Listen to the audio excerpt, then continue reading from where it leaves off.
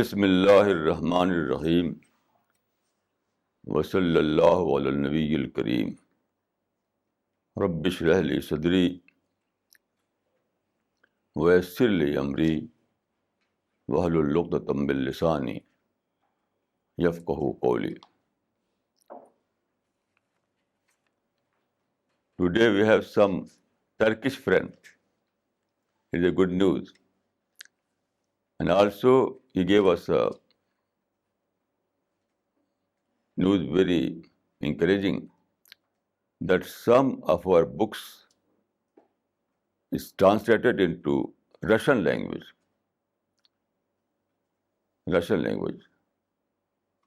So it is very good news, including Prophet of Revolution. So,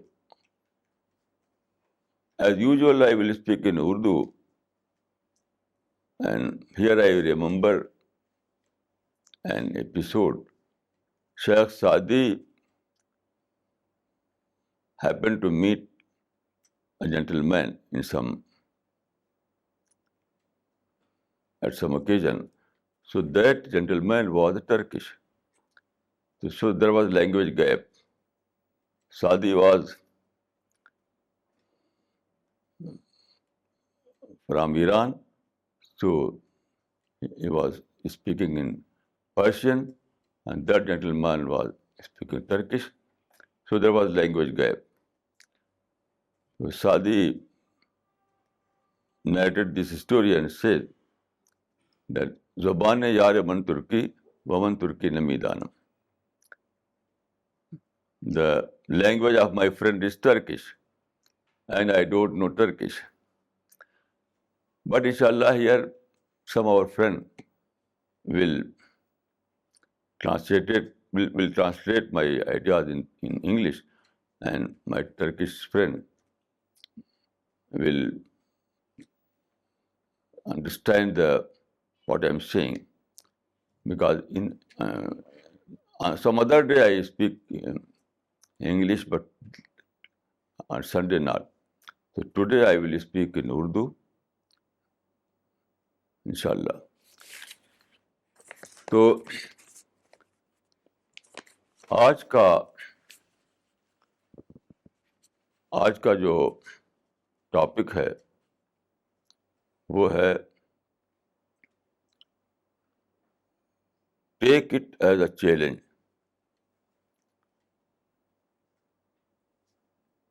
زندگی میں جو problem آتے ہیں اس کے بارے میں ہے کہ take it as a challenge. تو یہ میرے ہاتھ میں ایک آئٹم ہے، ایک نیوز آئٹم. یہ شاید امریکہ سے ریسیو ہوا ہے، مسٹر رجت کی کمپنی میں آیا تھا، مجھے دیا انہوں نے. اس میں ایک بڑی ہی ایک ایسی بات ہے جس میں بہت لیسن ہے ہمارے لیے. تو اس میں یہ بتاتے ہیں کہ جاپان میں، آپ جانتے ہیں کہ جاپان میں فش بہت کھاتے ہیں. فش ان کا بیسک فوڈ ہے. تو فشنگ بہت ہوتی ہے وہاں پر، فشنگ کا بزنس بہت ہوتا ہے وہاں پر. تو ایسا ہوا کہ جو کوسٹ پر جو فش ہوتی تھیں تو وہ ڈیپ واٹر میں چلی گئی. بہت سی ورائٹی ایسی تھی جو ڈیپ واٹر میں چلی گئی، کوسٹ پر کم رہ گئیں. تو اب جو فشنگ بوٹس تھے ان کو اندر جانا پڑا.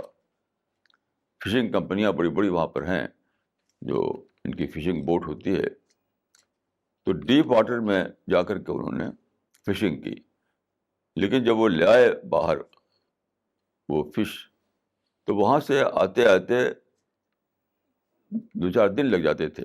ڈیپ واٹر سے کوسٹ پر آتے رہتے اور پھر اس کو مارکیٹ میں لاتے رہتے. تو جاپنیز جو ہے وہ فریش ٹیسٹ جو ہے، یعنی فریش فش کا ٹیسٹ انہیں پسند ہوتا ہے. تو یہ جو فش ہوتی تھی جو ڈیپ واٹر سے لائی جاتی تھی اور اس میں کچھ دن لگ جاتے تھے مارکیٹ تک پہنچنے میں, تو انہوں نے بہت کم دام پر بکتی تھی وہ, کیونکہ جیپنیز اس کو لیتے نہیں تھے. تو انہوں نے کیا کیا, فشنگ کمپنیوں نے, کہ انہوں نے بڑی بوٹ بنائی اور اس میں فریزر رکھ دیا, فریزر. تو ڈیپ واٹر میں جب گئے وہاں پر انہوں نے فش پکڑی تو فریزر میں ڈال دیا. تو فریزر میں ڈالنے سے وہ بوٹ جو تھی وہ فریز تو ہو گئی, لیکن جب باہر لایا گیا اور مارکیٹ میں لے جایا گیا تو جاپنیز نے اس کو پسند نہیں کیا. یعنی ان کو لگا کہ وہ جو فش ہوتی ہے جو پکڑی جاتی ہے فریش فش ہوتی ہے, اس میں جو ٹیسٹ ہوتا ہے وہ اس میں نہیں ہے. تو پھر وہی پرابلم پھر رہا. تو اب کیا ہوا کہ انہوں نے کہا کہ بڑی بڑی بوٹ بناؤ, اس میں ٹینک, واٹر ٹینک اس میں بڑا بڑا ہو, ٹینک میں ڈال دو تاکہ مرے نہیں مچھلیاں. تو انہوں نے مچھلی پکڑی اور اس میں ڈال دیا. تو مچھلی کو جب آپ نے پانی میں ڈالا تو مرنے سے بچ گئی وہ, لیکن وہ اس میں بس ایسی ڈل سی پڑی رہتی تھی اس میں. تو لایا جب باہر تو پھر بھی جاپنیز نے اس کے ٹیسٹ کو پسند نہیں کیا. ڈل طریقے سے پڑی رہتی تھی وہ پانی میں, تو مرتی تو نہیں تھی لیکن ڈل پڑی رہتی تھی وہ. تو پھر ایک آدمی تھا, اس نے ریسرچ کیا, اس کا نام اس میں لکھا ہے ایل رون ہبرڈ, HUBBARD, ایل رون RON, ایل رون ہبرڈ. 1950 میں, 1950 میں اس نے اس پر ریسرچ کی. اس نے یہ نکالا کہ مچھلیاں جو ڈل رہتی ہیں تو ان کا ٹیسٹ جو ہے خراب ہو جاتا ہے, اور وہ چھی میں دوڑتی ہیں, کیونکہ ہر چھوٹی مچھلی کو بڑی مچھلی دوڑاتی ہے, تو مچھلیاں ہر وقت دوڑتی رہتی ہیں پانی میں. تو اس نے یہ آئیڈیا نکالا کہ بڑا ٹینک بنایا جائے, اس میں پانی ہو, اور وہاں پر ڈیپ واٹر میں آپ جا کر کے وہاں پر فشنگ کریں, مچھلیاں پکڑ کے اس پانی میں ڈال دیں پانی, اور ساتھ ساتھ انہوں نے اس کے اندر ایک چھوٹی شارک ڈال دی. شارک جو ہے وہ ہنٹنگ فش ہے, مچھلیوں کو کھاتی ہے. تو ویسے تو شارک بہت بڑی بڑی ہوتی ہے, چھوٹی شارک انہوں نے ڈال دی.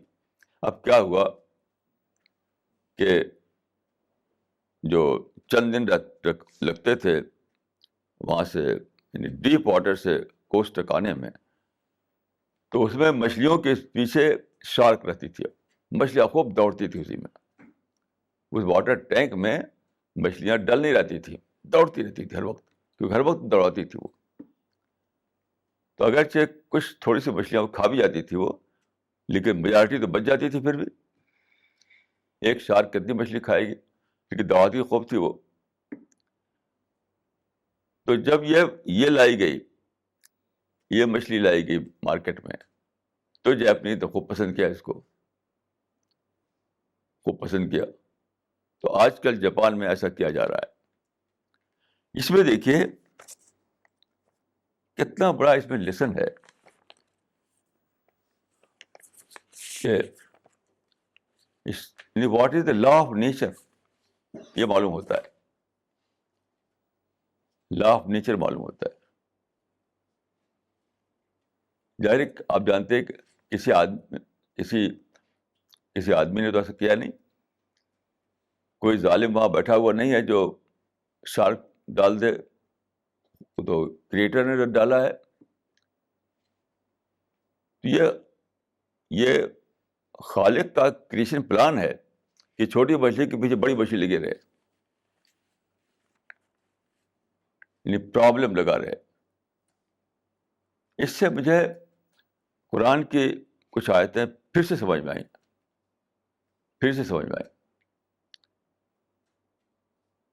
کہ یہ کریٹیوٹی بڑھانے کے لیے, انرجی بڑھانے کے لیے یہ چیز ہے. یعنی ایک آیت تو آج ہی میری سمجھ میں آئی کہ وہ آیت کا مطلب کیا ہے اس کا, بالکل آج.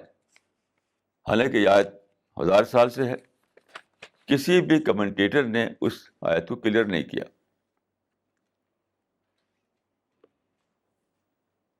کسی بھی کمنٹیٹر نے اسے کلیئر نہیں کیا. وہ اس طرح سے ہے کہ آپ دیکھیں قرآن کا چیپٹر نمبر 94, چیپٹر نمبر 94, اس کا نام ہے الانشراح. اس میں ہے یہ ورس, یعنی یہ اتری ہے کب؟ مکہ میں. مکہ میں بہت پرابلم تھے, بہت ہارڈ شپ تھی, اور بہت لوگ ستاتے تھے. تو کیا تھا کہ وہ اس وقت جو مسلم تھے تھوڑے سے, they were compelled to live in problems. There was no scope. تو اس وقت یہ آیت اتری, ان مع العسر یسرا, ان مع العسر یسرا. With every hardship there is ease. With every hardship there is ease. یہ ہے اس کا ٹرانسلیشن. اب اس آیت کو لے کر کے پرافٹ صلی اللہ علیہ وسلم نے اس کی ایک وہ کی, اس کو ایکسپلین کیا. تو اس میں دیکھیے اس ورس میں ایز جو ہے, ایز کا ورڈ 2 بار آیا ہے. With every hardship there is ease. With every hardship there is ease. تو اس سے آپ نے کیا نکالا؟ اس کو آپ نے ایکسپلین کیا اس طرح سے کہ لن یغلب عسر یسرین, لن یغلب عسر یسرین. یہ بہت انوکھا یہ ایکسپلینیشن ہے. یعنی اس کا مطلب یوں تو سمجھ لیجیے کہ یہاں پر ہارڈشپ اور ایز کا ورڈ ہے. مطلب کیا ہے کہ with every problem there are opportunity. پہلا تو آپ کو یہ کرنا ہے کہ آپ اس کو کنورٹ کریں. لٹرل ٹرانسلیشن تو یہ ہے کہ with every hardship there is ease, لیکن آپ کو پھر کنورٹ کرنا پڑے گا کہ with every problem there are solution, with every problem there are opportunities. جب آپ کنورٹ کریں گے تب جا کر کے اس کی گہرائی, اس کی ڈیپ میننگ جو ہے وہ سمجھ میں آئے گی. پھر اس کو اور بھی کنورٹ کیا پرافٹ نے. آپ نے کہا کہ لن یغلب عسر یسرین. اس سے آپ یہ لیا کہ آیت کہتی ہے, یہ ورس کہتا ہے کہ یسر یا اپرچونٹی ڈبل ہے. یعنی پرابلم ایک ہے تو اپرچونٹی ڈبل ہے. تو آپ نے کہا کہ لن یغلب عسر یسرین, یعنی one hardship can not over come 2 opportunities. یہ اس کا ٹرانسلیشن ہے, اس حدیث کا, پروفٹ کا سیئنگ ہے کہ one problem can not over come 2 opportunities. اب یہ آج تک کوئی سمجھا نہیں تھا, 1000 برس سے کسی اس میں آپ دیکھ لیجیے جو بھی کمنٹریز ہیں کہ کیا مطلب اس کا ہے کہ دو یسر, عسر ایک ہے تو ڈبل یسر وہاں پر ہے. یعنی پرابلم جو ہے اگر ایک ہے تو سولوشن ڈبل ہے. یہ کتنی بڑی بات اس کے اندر ہے, لیکن کسی بھی کمنٹری میں اس کا کچھ نہیں پائیں گے آپ. آج اچانک اللہ تعالیٰ نے مجھے یہ بات بتائی. کیا مطلب ہے اس کا؟ وہ کیا؟ دیکھیے آپ کا میں عرض کروں کہ قرآن ہو یا کوئی بھی ریلیجس بک ہو، اس کو آپ سمجھیں اس طرح نہیں سمجھ سکتے کہ بس آپ ایک سیل میں بند رہیں، بس وہی پر اس کو پڑھتے رہیں، اس کے پاٹھ کرتے رہیں. نہیں، آپ کو دنیا کے باہر بھی دیکھنا پڑے گا. پورے یونیورس کی نالج آپ کو ہونی چاہیے، تب جا کر سمجھ پائیں گے آپ. لوگ کیا کرتے ہیں کہ اپنی ریلیجس بک لے لیا، اسی کو پاٹھ کر رہے، اسی کو پاٹھ کر رہے، نہ آگے کی خبر نہ پیچھے کی خبر. اس طرح آپ سمجھ نہیں سکتے. آپ کو اور باتیں جاننی پڑیں گی. اسی لیے حدیث میں آتا ہے کہ مومن کے یعنی بلیور کی یہ ڈیفینیشن بتائی گئی ہے کہ ان یکون بصیرم بے زمان ہی، وہ ہو جاننے والا اپنے ٹائم کا، اپنے زمانے کا، اپنے زمانے کو جاننے والا، یعنی کنٹمپری نالج بھی اس کو حاصل ہو. قرآن پلس کنٹمپری نالج، قرآن پلس کنٹمپری نالج، ریلیجس بک پلس کنٹمپری نالج. کسی بھی ریلیجس بک کو سمجھنا ہے آپ کو، تو آپ کو اور بھی جانکاری ہونی چاہیے. کتنی بڑی بات اس کے اندر ہے، ان یکون بصیرم بے زمانہ، کہ مومن کے پاس نالج آف قرآن کے ساتھ نالج آف ٹائم بھی ہونی چاہیے. قرآن پلس کنٹمپری نالج. اب میں آپ کو بتاتا ہوں کیسے ایسا ہوتا ہے. آج میں ریڈیو سن رہا تھا، یہاں آپ جانتے ہیں کہ وہ ہے اندرا گاندھی اوپن یونیورسٹی ہے، اس کو اگنو کہتے ہیں. اس پر پروگرام آتے رہتے ہیں، میں اکثر سنتا ہوں اس کو، بہت اچھے پروگرام آتے ہیں. تو انگلش، اس کا جو انگلش ہوتا ہے وہ خاص طور پر سنتا ہوں میں. آج ایک آ رہا تھا، وہ اکانومی کا کوئی بتا رہا تھا وہ بات. تو اس نے یوز کیا ایک ورڈ،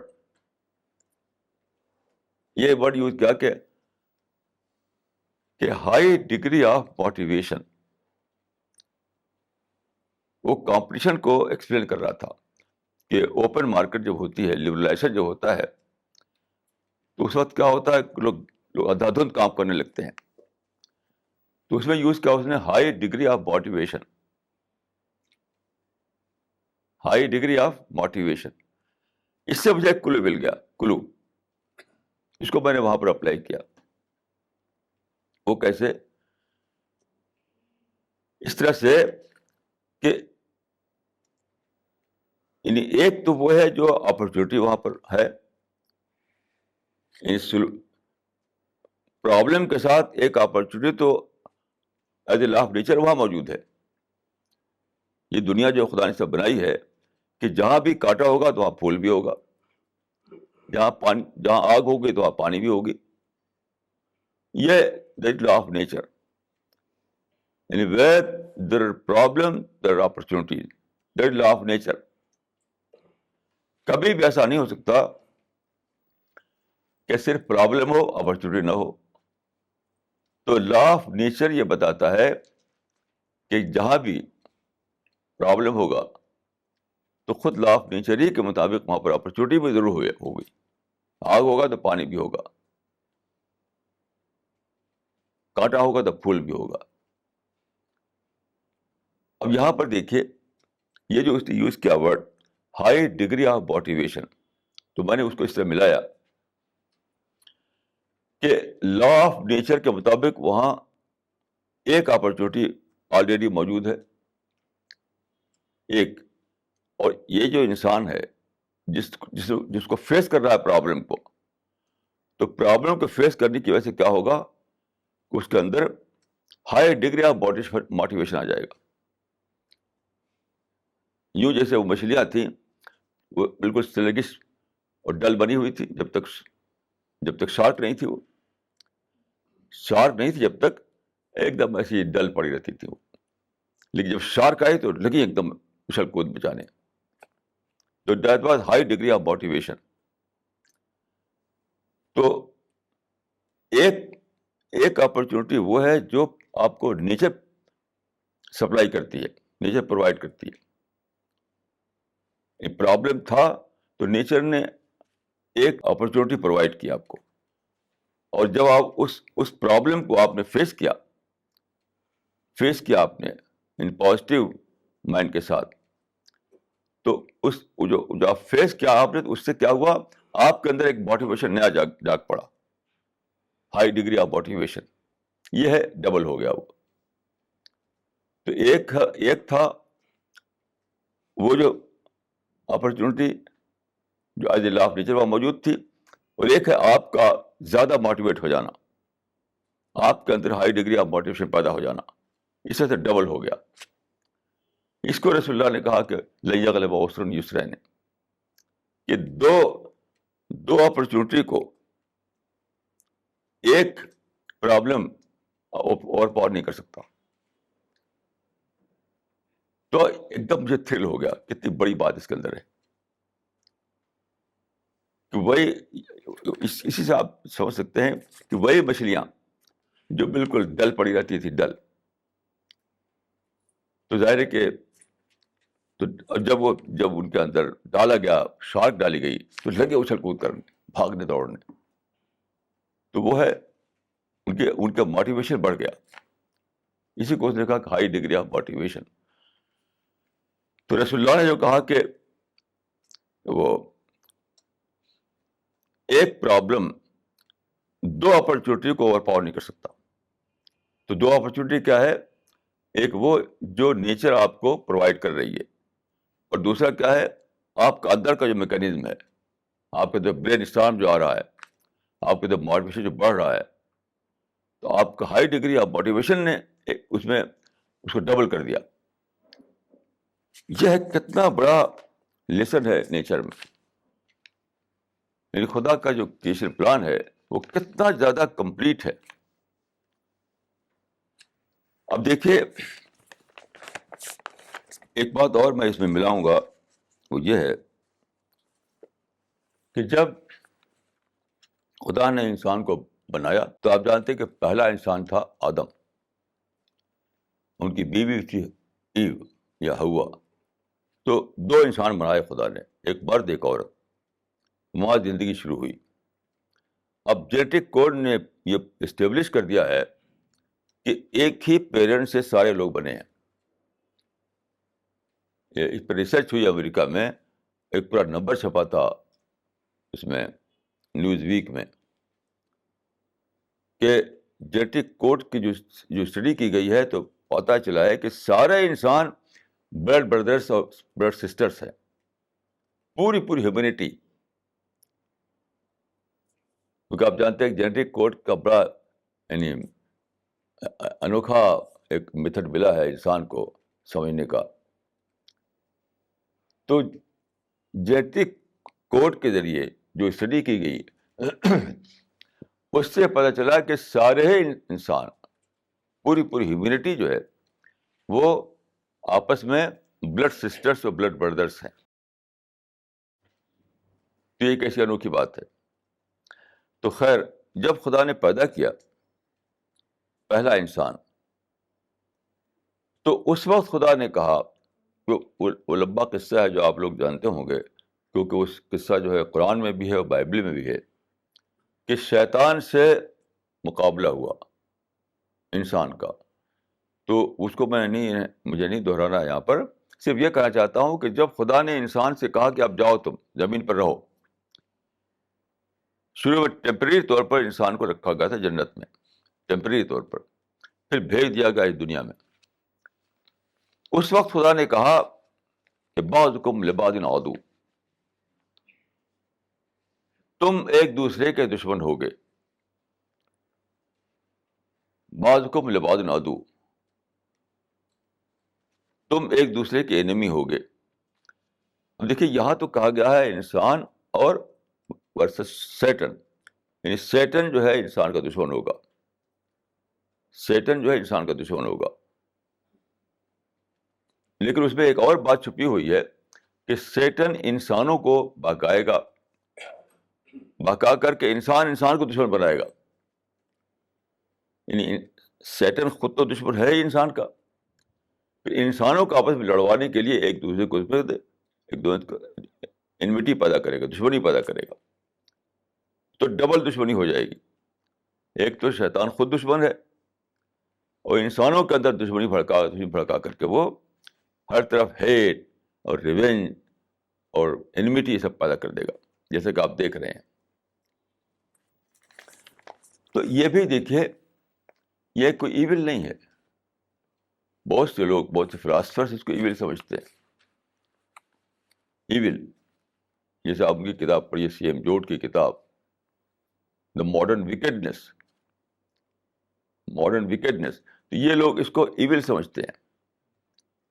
میں سمجھتا ہوں کہ یہ یعنی لا آف نیچر کو نہ سمجھنے کی وجہ سے ایسا ہے، یا کریشن پلان آف گاڈ کو نہ سمجھنے کی وجہ سے ایسا ہے. وہ شارک ہے، شارک. خدا نے جب انسان کو بنایا یہاں پر، تو سیٹن کو شارک کے طور پر اس میں ڈال دیا تاکہ انسان کے پیچھے ایک شارک رہے. یہ بہت بڑی اس کے اندر وزڈم تھی، وزڈم. کیونکہ آپ جانتے ہیں کہ انسان کو خدا نے بنایا بہت زیادہ کیپیسٹی کے ساتھ، بہت زیادہ پوٹینشیل کے ساتھ. آپ جانتے ہیں کہ ہر انڈیویجول مائنڈ میں اس میں بلین ملین ملین پارٹیکل ہیں. یہ کیا ہے؟ پوٹینشیل ہے. پوٹینشیلی تو ہے یہ. تو بلین ٹریلین پوٹینشیل کے ساتھ انسان کو دنیا میں بھیجا ہے. لیکن وہی ہے کہ آدمی ڈل ہو کر پڑا رہے گا. تو اس کے لیے شارک ڈال دیا شیطان، اس کو ہر طرف سے دوڑائے، پریشان کرے. پھر شیطان جو ہے دوسرے انسانوں کو بھی دشمن بنائے گا، وہ بھی دوڑائیں گے، کئی شارک بن جائیں گے.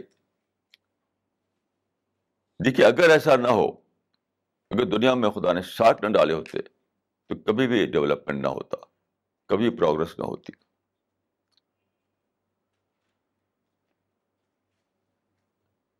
It is challenge that leads to it is challenge that leads to progress. Without challenge, there is no progress. It is challenge and competition that lead to progress. اس کے اچھے سمجھ لیجیے کہ چیلنج، کمپٹیشن، پرابلم، یہ سب کیا ہے؟ یہ blessing in disguise ہے. یہ ویسے ایسے کہ مچھلیوں کو اس میں شارک ڈال دیا جائے تاکہ ان کے اندر یعنی وہی ہے جو میں نے کہا کہ ہائی ڈگری آف موٹیویشن پیدا ہو. ان کا مائنڈ جاگے، زیادہ سوچیں، زیادہ سوچ کر کے نئی نئی باتیں نکالیں. یعنی مائنڈ کو ایکٹیویٹ کیسے کریں گے آپ؟ اسی طرح سے. تو چیلنج آپ کے مائنڈ کو ایکٹیویٹ کرتا ہے. چیلنج آپ کے مائنڈ کو ایکٹیویٹ کرتا ہے. اس کی ہسٹری میں بہت ایگزامپلس ہیں. ہسٹری میں اس کے بہت ایگزامپل ہے. اس میں سے ایک جو ہے وہ ہے جس کو آپ کروسیڈس کہتے ہیں. کروسیڈس، آپ جانتے ہیں کہ مسلم رولرس اور کرسچن رولرس کے بیچ میں لڑائیاں ہوئیں، بہت لمبی لڑائیاں جو 200 سال تک چلتی رہیں. کنٹینیوسلی نہیں، گیپ کے ساتھ ہوئیں. تو کیا ہوا کہ مسلم جو ہیں وہ جیت گئے، وہ کرسچن ہار گئے. ایک طرف یورپین کرسچنس تھے، دوسری طرف مسلمس تھے، وہ ہار گئے. تو ہارنے کے بعد کیا ہوا؟ ہارنے کے بعد ان کے اندر وہی ہوا جو یعنی جو ان مچھلیوں میں ہوا شارک ڈالنے کے بعد. ان کے اندر ایک وہ سوچنے لگے، سوچتے سوچتے ایک نیا آئیڈیا ایمرج کیا. ایک نیا آئیڈیا، جیسے جاپان میں بہت دنوں کے سوچ کے بعد یہ آئیڈیا ایمرج کیا کہ شارک ڈالو اس میں. شارک ایک دن میں نہیں ہوا تھا یہ. اور یہاں پر کرسچنس میں ایک نیا آئیڈیا ایمرج کیا. وہ کیا تھا؟ اس کو کہتے ہیں یہ لوگ اسپریچول کروسیڈس وہ تو وائلنٹ کروسیڈ تھی، لڑائی بھڑائی.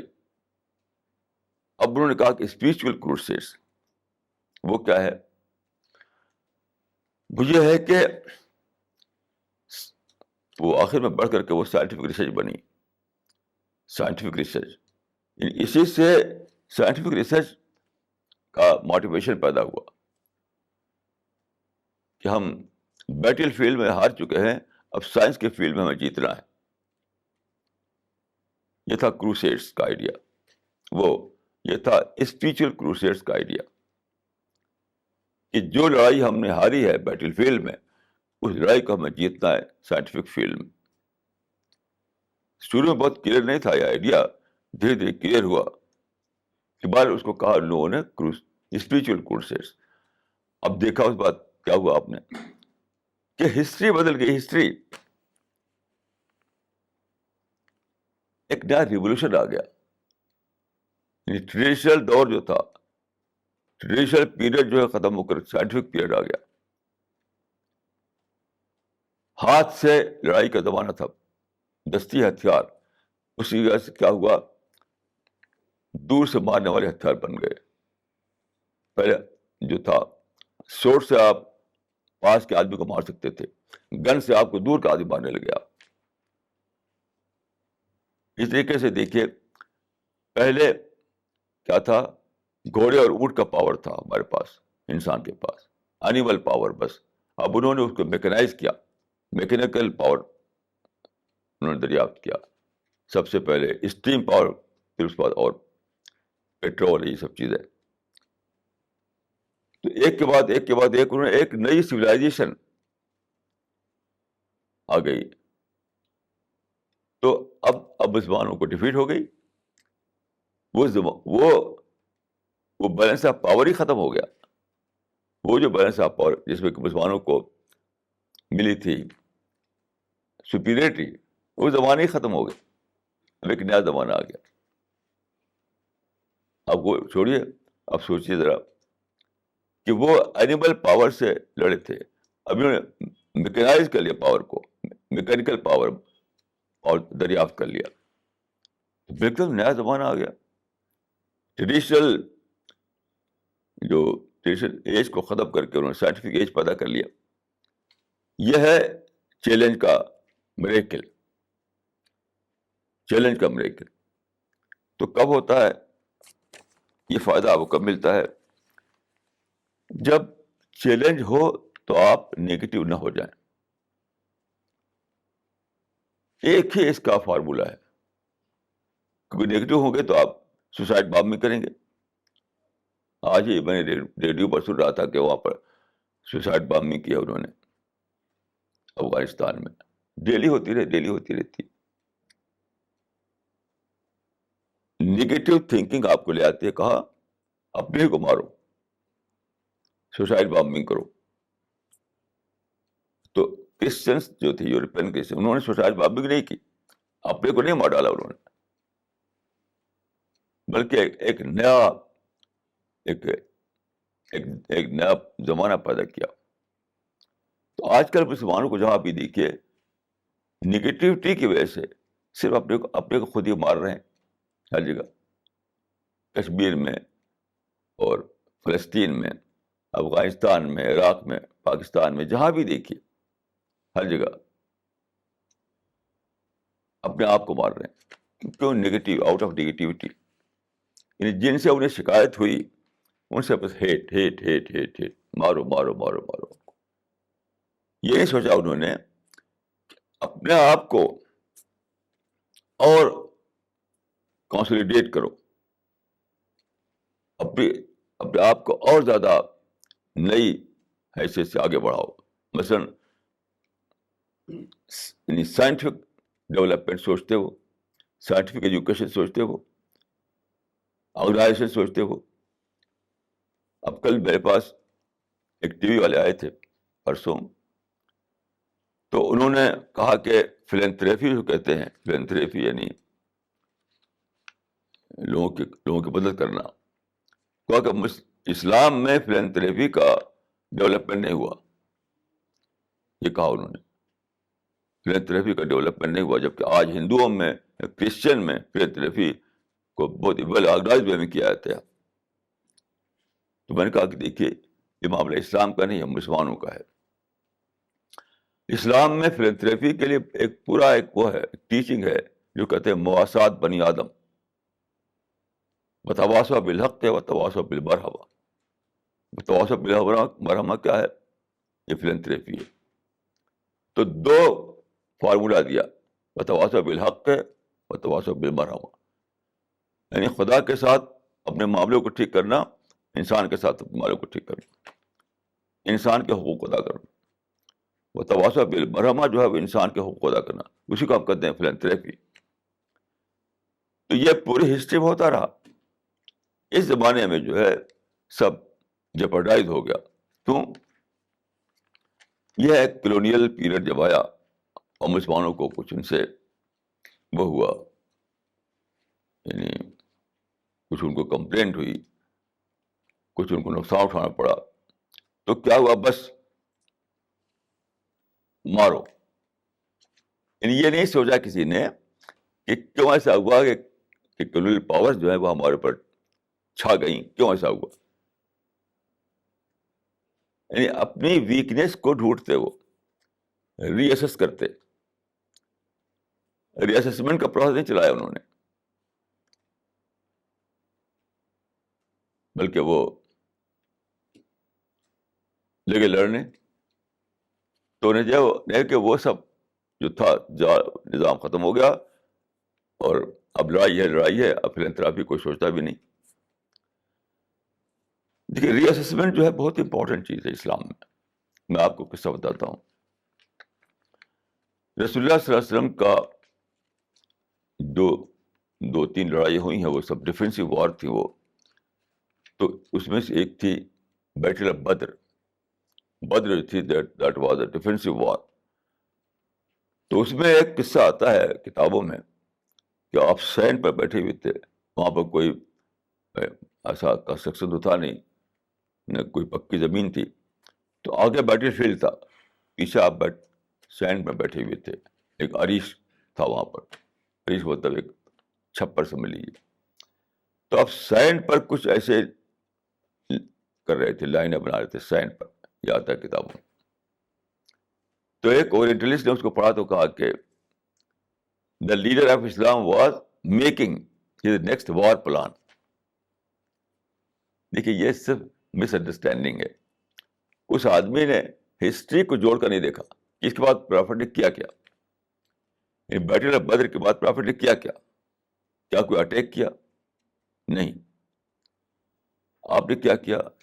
دو بہت ہی ماسٹر پیس واقعات ہیں جو بتاتے ہیں کہ the leader of Islam was making his next peace plan. اس وقت آپ سوچ رہے تھے کہ یہ جو انہوں نے ہمیں چیلنج دیا ہے اور ہمیں بیٹل فیلڈ میں آنا پڑا ہے, کیسے ہم اس کو ختم کر کے پیس کے میدان میں آ جائیں, کیا کریں. میں آپ کو دو ریفرنس دیتا ہوں. اس کے بعد انہی لوگوں نے جنہوں نے وہاں پر اٹیک کیا تھا, اور زیادہ بڑی گنتی میں اٹیک کیا, جو کہتے ہیں بیٹل آف ٹرینچ, غزوہ خندق.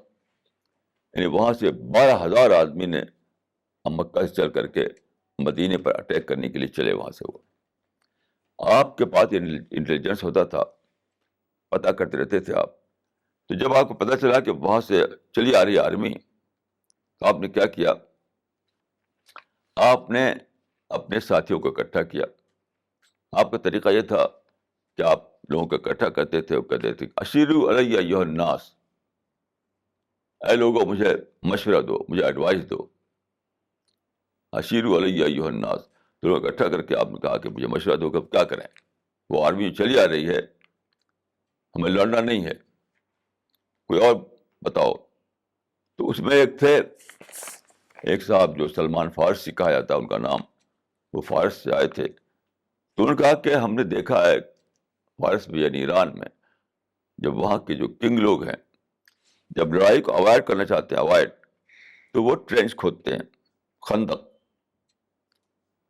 تو آپ نے کہا یہ تو بہت اچھا ہے. تو دیکھیے مدینہ جو تھا، مدینہ ایسا تھا کہ تین طرف سے وہ ایسا تھا، ایکسیسیبل نہیں تھا وہ، کیونکہ ایک طرف پہاڑ تھا، دو طرف گھنے باغ تھے کھجور کے، کھجور کے گھنے باغ دور دور تک تھے. تو تین طرف سے ایکسیسیبل نہیں تھا مدینہ، ایک طرف سے تھا. تو آپ نے ایک طرف جو ہے وہ ٹرینچ کھود دی. ادھر تو نیچرل ڈیفنس موجود تھا، کچھ کرنا نہیں تھا. یہ تھا ٹرینچ کا مطلب کیا ہے؟ بفر، اپنے اور انیمی کے بیچ میں بفر کھڑا کر دینا. That was a buffer. تو آپ نے رات دن ایک کر کے وہ ٹرینچ کھود دیا. اب جب لوگ پہنچے، پہلے آپ کو پتہ کرتے رہتے تھے، آپ کو پتا ہوگا تھا کہ آرمی چلی آ رہی ہے. تو کوئی ہوائی جہاز آتے نہیں تھے، وہ ڈائریکٹ کے اونٹوں سے آتے تھے وہ لوگ، تو ٹائم لگتا تھا. تو جب وہ لوگ پہنچے تو یہاں پر بفر بن چکا تھا، ٹرینچ. تو اس زمانے میں ہیلی کاپٹر بھی نہیں تھے.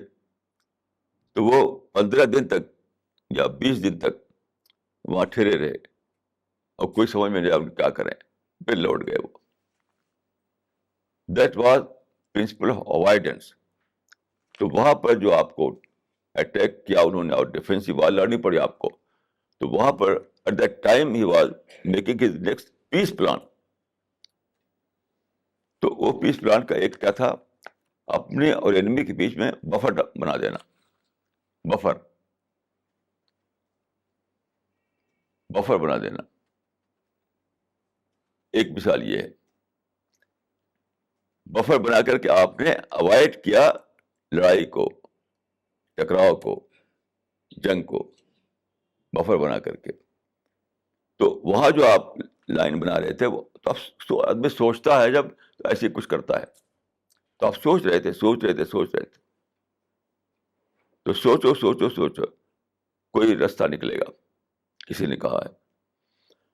تو at that moment prophet of Islam was making his next peace plan. تو اس کا ایک پروف ہے بیٹل آف ٹرینچ. وہ بیٹل تو نہیں تھی، وہ تھا ڈیفینس آف ٹرینچ. تو دوسرا لیجیے، پھر بہت ہی سچویشن کریٹ ہوئی لڑائی کی، جس کو حدیبیہ کہتے ہیں، حدیبیہ کے. تو ادھر سے وہ لوگ تھے، ادھر سے آپ لوگ تھے، اور وہ چیلنج دے رہے تھے کہ بس اب تو لڑائی ہونی ہے. تو وہاں پر ٹرینچ کھودنے کا تو موقع نہیں تھا، آپ ٹرینچ نہیں کھود سکتے تھے. تو آپ نے کیا کیا؟ یونیلیٹرل کنڈیشن پر آپ نے ایگریمنٹ کر لیا. یہ بہت ہی انوکھی قصہ ہے جو ڈیٹیل کے ساتھ آپ پڑھ سکتے ہیں کتابوں میں. آپ نے نیگوسیشن شروع کیا، اور کوئی 2 ہفتے تک وہ چلا. انہوں نے کہا کہ ہماری ہی کنڈیشن پر ہوگی تو ہوگی، نہیں تو نہیں. یا تو لڑائی یا ہماری کنڈیشن پر ایگریمنٹ، وہ peace agreement. Hudaybiyyah agreement was a peace agreement, a no war pact. تو انہوں نے جو سچویشن کریٹ کی، اس سچویشن میں 2 ہی آپشن رہ گیا تھا، یا تو لڑو یا انہی کنڈیشن پر ایگریمنٹ کر کے واپس چلے جاؤ. اب آپ دیکھیے کہ آپ نے کیا کیا. آپ کے ساتھ جو لوگ تھے وہ بہت ہی زبردست لڑنے والے لوگ تھے. وہ اگر آپ لڑنے کا چوائس لیتے تو سب لڑنے میں کھڑے ہوتے، لیکن آپ نے لڑائی کا چوائس نہیں لیا. آپ نے کہا کہ ٹھیک ہے، تمہاری کنڈیشن پر ہم وہ کر لیتے ہیں، پیس ایگریمنٹ کر لیتے ہیں. آپ یہاں تک آپ اس میں گئے، یہاں تک ریسیٹ کیا آپ نے. یہاں تک ریسیٹ کیا کہ جب وہ لکھا جا رہا تھا، ایک پیپر پہ لکھا گیا وہ، تو اس میں لکھا گیا تھا ان کا نام، یعنی جو ادر پارٹی تھی اس کا جو لیڈر تھا. ادھر سے لکھا گیا رسول اللہ کا نام، تو اس میں لکھا گیا تھا کہ محمد الرسول اللہ، یہ لکھا گیا تھا آپ کا نام. تو انہوں نے آبجیکشن کیا، ہم آپ کے رسول مانتے ہی نہیں. تو لکھا جا چکا تھا وہ. انہوں نے کہا کہ آپ کو مٹانا پڑے گا، لکھنا پڑے گا کہ محمد بن عبداللہ، محمد دی سن of Abdullah, Muhammad the prophet کو آپ کو مٹانا پڑے گا. تو وہاں پر آتا ہے کہ علی ابن ابی طالب جو تھے وہ لکھ رہے تھے، وہ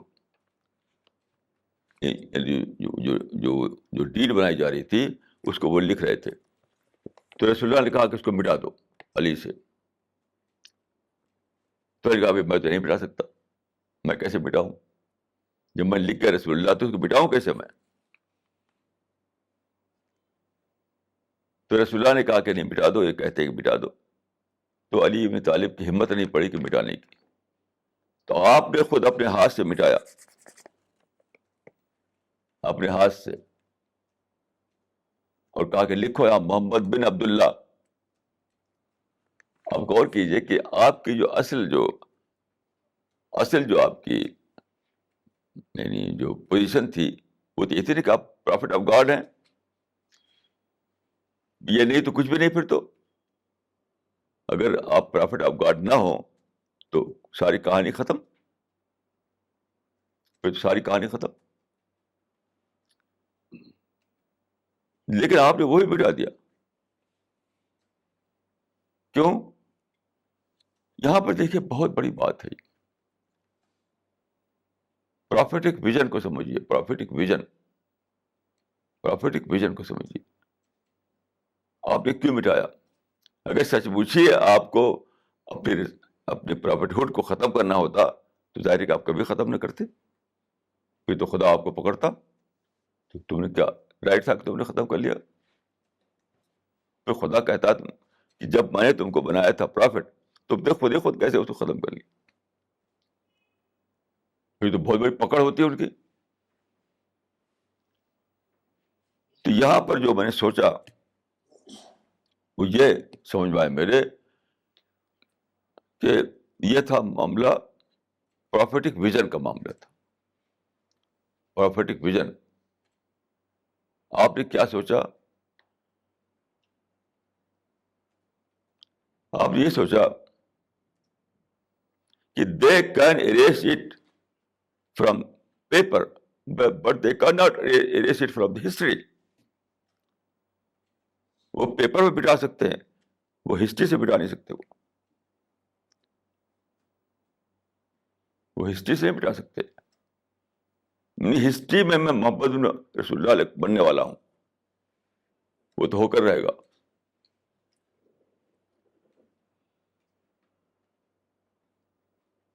تو آپ کے دل میں اگر یہ یقین آیا، یہ پروفیٹک ویژن جو تھا آپ کا، فیوچر اورینٹڈ جو تھنکنگ آپ کی تھی،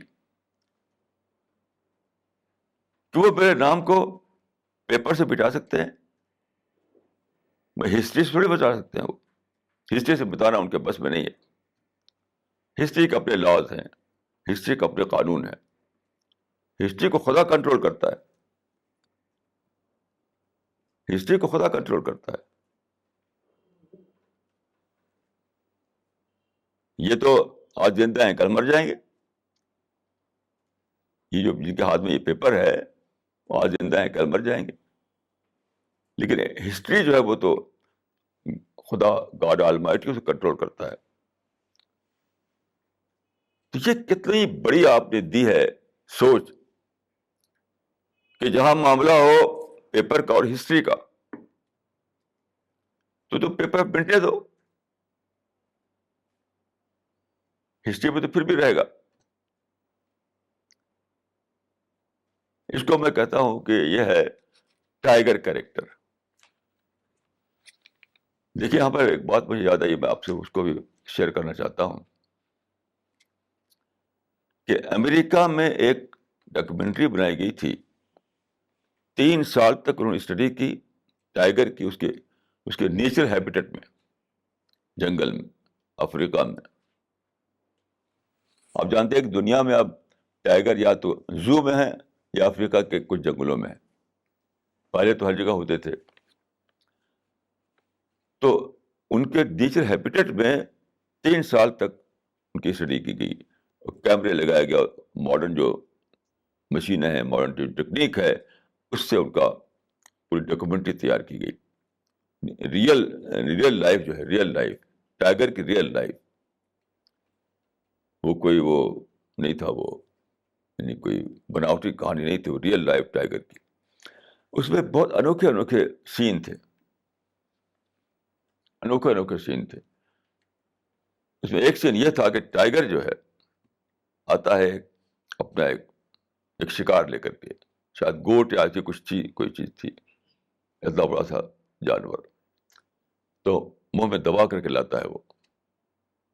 یہ ٹائیگر بہت ہی اسٹرانگ, بہت ہی پاورفل ہے, بہت انرجیٹک ہوتا ہے, بہت طاقت اس میں ہوتی ہے.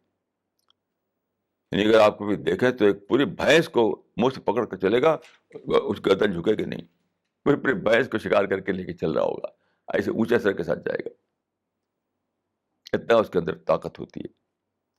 تو خیر وہ اپنا شکار لے کے آیا. تو ٹائیگر جو ہوتے ہیں وہ آپ جانتے ہیں کہ میٹ کھاتے ہیں. میٹ کھانے کے بعد ان کو بہت پیاس لگتی ہے, پانی چاہیے ان کو. میٹ کھانے کے بعد ان کو پانی چاہیے, اس لیے ہمیشہ وہ پانی کے کنارے کھاتے ہیں. وہ ابھی کھائیں تو پھر پانی مل جائے ان کو. تو وہ لے آیا وہاں پر پانی, ایک تھا وہ تالاب جیسا,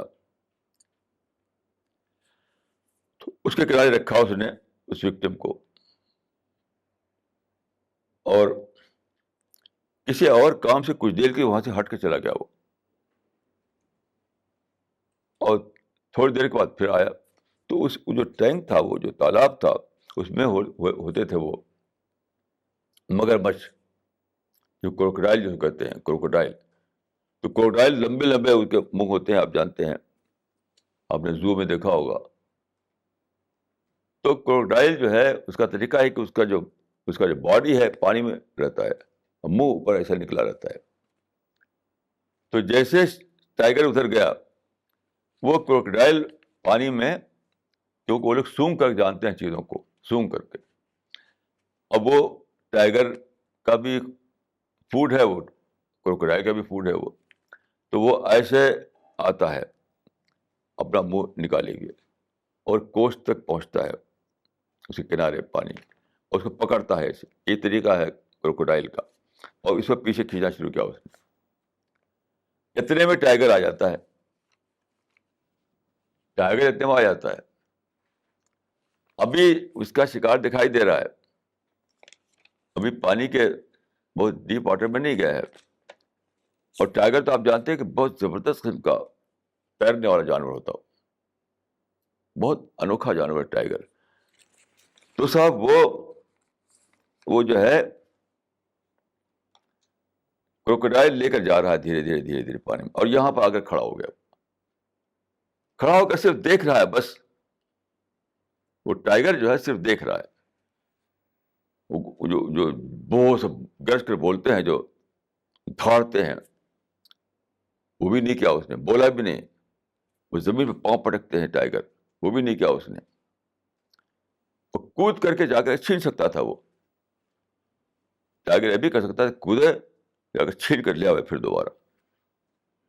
تو نہ وہ چلایا, نہ اس نے پاؤں پٹکا, اور نہ یہ کیا کہ کودے پانی میں, کود کے جا کے چھین کے لے آوے دوبارہ. ایسے کھڑا دیکھتا رہا. یہ ہے ٹائیگر کریکٹر.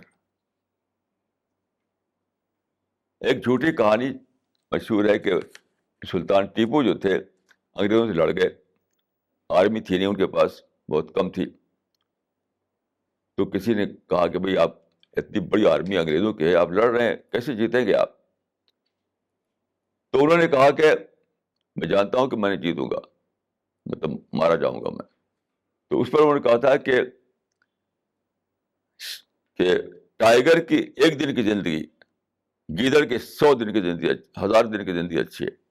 مطلب میں اگر نہ لڑ کر کے 100 سال زندہ رہوں تو وہ گیدڑ کی زندگی ہے. لڑ کر کے مر جاؤں گا تو یہ ٹائیگر کی زندگی. یہ بالکل ایک فالسوڈ میں جی رہے تھے وہ.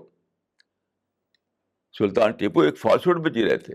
اور پوری پوری پوئٹری آپ دیکھیے, پوری جو پوئٹری ہے وہ سب میں ڈپکٹ کرتے ہیں ٹائیگر کو اسی طرح سے. حالانکہ یہ جھوٹا ہے. ایسا ٹائیگر خدا نے پیدا نہیں کیا, لڑنے والا ٹائیگر. ایسا ٹائیگر جو لڑ جائے, خدا نے ایسا ٹائیگر پیدا نہیں کیا. خدا نے وہ ٹائیگر پیدا کیا ہے جو اتنا, یعنی اتنا زبردست اس کے اندر پیشنس ہوتا ہے کہ دیکھتا ہے چپ چاپ کھڑا ہوا دیکھ رہا ہے, وہ نہ لڑتا نہ چلاتا, کچھ بھی نہیں. تو دیٹ از ٹائیگر کیریکٹر. تو یہ تھا رسول اللہ کا کہ ایک چیز دیکھ رہے ہیں وہ, جو وہ مٹا رہے ہیں آپ کے نام کو, لیکن آپ ٹائیگر کے طریقے سے اس کو دیکھ رہے ہیں, شیر کی طرح دیکھ رہے ہیں, شیر کے معنی دیکھ رہے ہیں کہ تم مٹاتے رہو. تو مٹانے سے کیا ہوتا ہے؟ میرا نام تو ہسٹری میں لکھا جا چکا ہے. آپ غور کیجیے کہ آج جو ہے ڈاکٹر مائیکل ہارٹ جو ہے امریکہ کا, اسے بک لکھی ہے دا 100. پوری تاریخ کے 100 آدمیوں کو اکٹھا کیا اس نے, پوری ہسٹری کے, پوری ہسٹری کے. اس میں ٹاپ پر رکھا ہے اس نے محمد بن عبداللہ کو, سپریم سکسیسفل انسان. تو ہسٹری میں کیا ہوا؟ انہوں نے مٹایا, لیکن پوری ہسٹری میں لکھ دیا گیا.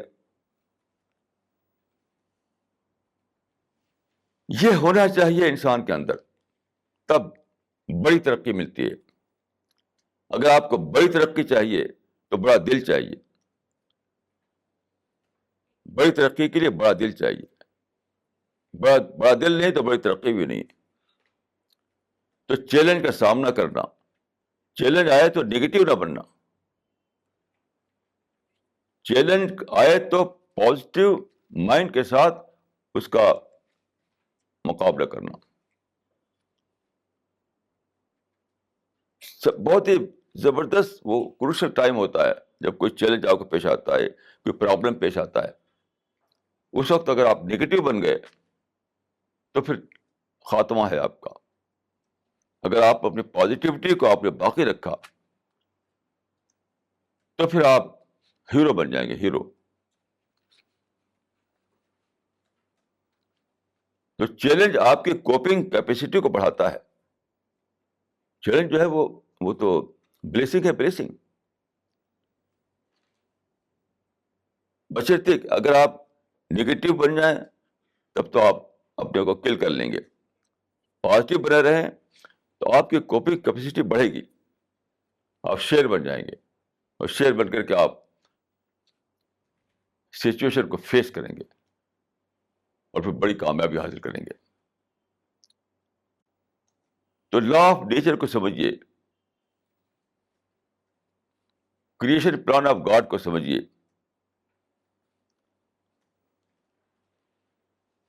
اور اس دنیا میں کامیابی لکھی ہوئی ہے ہر آدمی کے لیے جو اپنے پازیٹیوٹی کو نہ کھوئے. اقول قولی ھذا واستغفر اللہ لی ولکم اجمعین.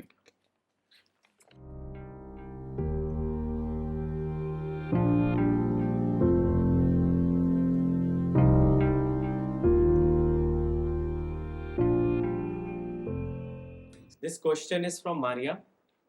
What is the difference between wisdom and stupidity? It is not a very easy question.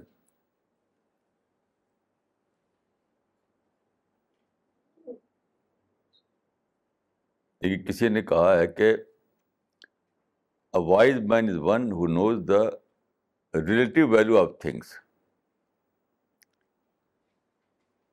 تو اس کو اگر الٹا کریں آپ تو کہیں گے کہ the unwise man is one who doesn't know the relative value of things. ایک ڈیفینیشن تو یہ ہے. لیکن میں ایک بہت ہی پریکٹیکل آدمی ہوں جو پیورلی فلسافیکل ڈیفینیشن جو ہوتی ہیں وہ مجھ سے زیادہ اٹریکٹ نہیں کرتی ہیں. میں پریکٹیکل ڈیفینیشن کو زیادہ امپورٹنس دیتا ہوں. تو میں یہ سمجھتا ہوں کہ ایک سمپل ڈیفینیشن یہ ہوگی کہ وائز آدمی وہ ہے جو ریلیونس اور ارریلیونس کا ڈفرینس جانے, جس کے اندر ریلیونس اور ارریلیونس کا ایکیوٹ سینس موجود ہو, وہ ہے وائز آدمی. اور جو اس کے اندر یہ ڈفرینس کی پہچان نہ ہو وہ یہ اسٹوپڈ آدمی ہے. انفارچونیٹلی اس زمانے میں ہر آدمی کو میں پاتا ہوں کسی میں پڑا ہوا ہے, وہ جانتا نہیں کہ واٹ از ریلیونس کو نہیں جانتا. ہمیشہ اس کو نہ جاننے کی وجہ سے لوگ جو ہے کیا کرتے ہیں, اسٹریس میں, سارا اسٹریس اور ٹینشن سب کچھ اسی لیے اسی میں پھنسے رہتے ہیں. اگر وہ جان لیں, اس کو ہم ایک اور ڈھنگ سے یہ کہہ سکتے ہیں کہ جو آدمی یہ جانے what is possible, what is impossible, وہ وائز آدمی ہے. جو جانے کہ واٹ از, جو اس کو نہ جانے تو وہ امپاسبل پیچھے دوڑتا رہے گا, حالانکہ وہ اچیویبل نہیں ہے وہ.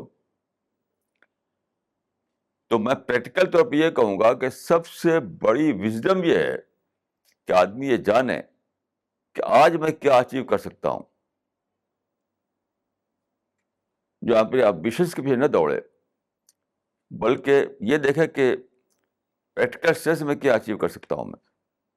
سارے لوگ دنیا بھر کے جس کو دیکھیں وہ اپنے ایمبیشنس کے پیچھے دوڑتے ہیں, ڈیزائر کے پیچھے دوڑتے ہیں. ڈیزائر ملتی کہاں کسی کو؟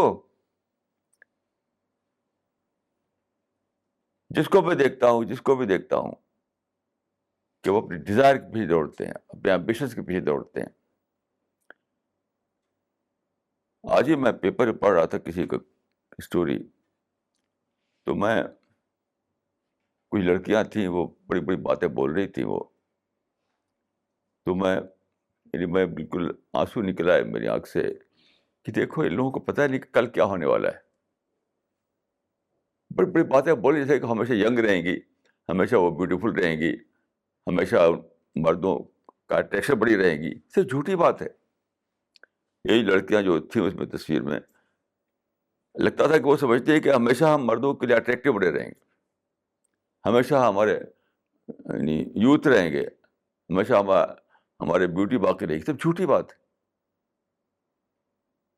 چند دن کی چاندنی ہے, پھر اندھیری رات ہے. تو کیا ہوتا ہے, ہر آدمی اپنی زندگی شروع کرتا ہے بیوٹیفل ڈیزائر کے ساتھ, مرتا ہے ڈسپیئر میں. تو جو اس بات کو جانے وہ وائز آدمی ہے. بدقسمتی کوئی اس کو جانتے ہی نہیں, بڑی بڑی باتیں کرتا ہے, آخر میں ڈسپیئر میں مرتا ہے وہ. اور دیکھیے سب سے بڑی بات یہ نہیں کہ ڈسپیئر میں مرا وہ, صحیح بات ہے کہ پوسٹ ڈیتھ پیریڈ کو اسے فیس کرنا ہے. اگر آپ ڈسپیئر میں مریں تب بھی کوئی بہت بڑی بات نہیں ہے. ابھی دیکھیے یہ جو ایلسن ہے, پریزیڈنٹ, رشیا کا پریزیڈنٹ, ابھی میں نیوز میں پڑھ رہا تھا, ابھی جلدی وہ مر گیا. مجھ سے 10 سال چھوٹا تھا وہ. ایلسن جو ہے مجھ سے 10 سال چھوٹا تھا, وہ مر گیا. تو کون ہے جو اپنے کو بچا سکتا ہے موت سے؟ آپ جانتے ہیں بچے مرتے ہیں, جوان مرتے ہیں, بوڑھے مرتے ہیں. تو لوگ سوچتے نہیں کہ مجھے مرنا ہے, سوچتے نہیں کہ مجھے مرنا ہے. حدیث بتاتا ہے کہ سب سے عقل مند وہ ہے جو جانے کہ مجھے مرنا ہے. ایک ہی چیز اگر جان لے آدمی کہ مجھے مرنا ہے, تو پوری زندگی میں ایک نیا بدلاؤ آ جائے. لیکن لوگ سمجھتے ہیں کہ میں ہمیشہ ینگ رہوں گا, ہمیشہ بیوٹیفل رہوں گا, ہمیشہ انرجیٹک رہوں گا. حالانکہ تھوڑے دنوں کے بعد سب ختم, سب قصے کہانی ختم, اور فرسٹریشن مرتے ہیں. مرنے کے بعد پھر یعنی ہیل فائر کو سوچ کر بھی رونگٹے کھڑے ہوتے ہیں کہ کیا ہوگا آدمی کا اس دن. تو فلسافیکل سینس میں تو اس کے بہت سی ڈیفینیشن دی جا سکتی ہیں، لیکن پریکٹیکل سینس میں سمجھتا ہوں کہ یہی بات ہے کہ جو آدمی یہ جانے کہ what is achievable, what is not achievable, اس ڈفرینس کو جانے. وہ میں نے لوگوں کو دیکھا ہے کہ وہ جو اچیویبل نہیں ہے اس کے پیچھے دوڑتے رہتے ہیں، اور جو اچیویبل ہے اس کو کھو دیتے ہیں. تو میں تو بھائی اس کی ڈفرینس نہیں سمجھتا ہوں. This question is from Stuti. There can be two aspects of any problem. One, as you said, is high motivation. The other is frustration. So please tell us, how is it that we can overcome frustration and keep ourselves motivated? وہ تو میں نے عرض کر دیا کہ positivity کو آپ کھوئیں گے، یہی اس وقت جو ہے دو میں سے ایک ہوتا ہے کہ آپ پازیٹیو بنے رہیں یا پازیٹیوٹی کھو دیں. جیسے آپ نیگیٹو بنے ویسے وہ سب ہو جاتا ہے جو آپ کہہ رہے ہیں. اگر پازیٹیوٹی کو نہ کھوئیں، سب سے بڑی چیز جو دنیا میں ہے میں سمجھتا ہوں کہ پازیٹیو تھنکنگ، اور سب سے بری چیز ہے نیگیٹو تھنکنگ. میں زندگی بھر کا مجھے ایکسپیرئنس جو ہے وہ یہی بتاتا ہے کہ کوئی بھی ایشو ہو، چاہے فیملی کا ایشو ہو، چاہے میرج کا ایشو ہو، چاہے نیشنل ایشوز ہوں، انٹرنیشنل ایشوز ہوں، سارا جو سکسیس اور فیلئر جو ہے اسی دو کے بیچ میں چلتا ہے، پازیٹیو تھنکنگ اور نیگیٹو تھنکنگ. آپ سپر پاور ہوں تب بھی اگر آپ کے اندر نیگیٹو تھنکنگ ہے تو آپ سکسیس نہیں ملے گی آپ کو. تو چاہے انڈیویجول کا کیس ہو، یا نیشنل کیس ہو، انٹرنیشنل کیس ہو، سب کا اگر آپ ایک میں ڈھالیں، ایک فارمولا بنائیں تو یہی ہے کہ نیگیٹو تھنکنگ آپ کو لے آتی ہے فیلئر کی طرف، اور پازیٹیو تھنکنگ آپ کو لے جاتی ہے سکسیس کی طرف. یہ میں سمجھ پایا ہوں. This question is from Sadia. How can we get clarity of thought? لوگ ہم سے یہ پوچھتے ہیں، جو یہ پوچھتے ہیں اسے میں ایک ہی بات کہتا ہوں کہ پرائز دیے بنا آپ چاہتے ہیں کہ آپ کو فراری مل جائے؟ کیسے ہو سکتا ہے؟ ہر چیز کی پرائز ہے. جو بھی ایک کوشچن کرتا ہے مجھ سے، اسے میں یہی جواب دیتا ہوں، آپ چاہتے ہیں کہ پرائز نہ دینا پڑے اور وہ چیز مل جائے آپ کو. کلیئرٹی آف تھاٹ جو ہے وہ ملتی ہے اس کو جو اپنے آپ کو کنفیوژن سے بچائے. کنفیوژن کہاں سے آتا ہے؟ اپنے آپ کو ڈسٹریکشن سے بچانا پڑتا ہے. جو آدمی اپنے کو ڈسٹریکشن نہ بچا سکے تو یہ پھر یہ خواب بھی نہ دیکھے کلیئرٹی آف تھاٹ کا. کلیئرٹی آف تھاٹ جانبوجھ میں بھی نہیں ہے.